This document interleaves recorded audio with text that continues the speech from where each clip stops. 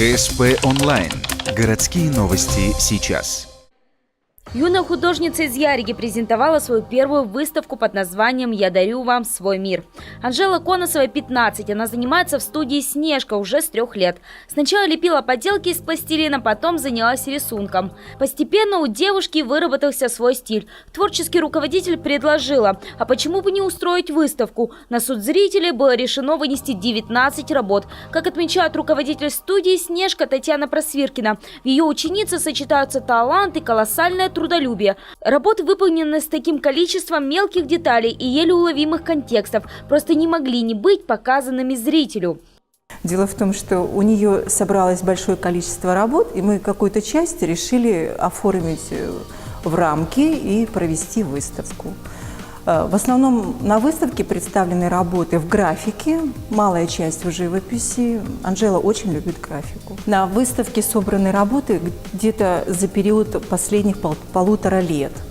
Здесь самые интересные работы – это которые, наверное, победители во всероссийских и международных конкурсах.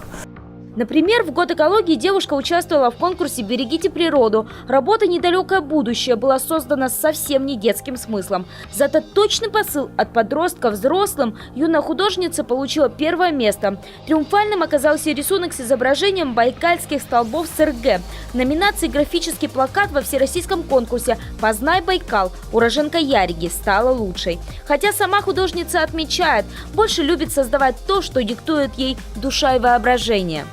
Вообще, любимые темы – те, которые я выбираю сама, потому что я не очень люблю работать как на заказ, что ли, по конкурсам всяким.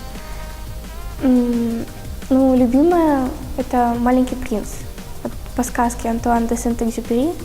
Я очень любила эту сказку-повесть в детстве и с радостью выполняла эту работу.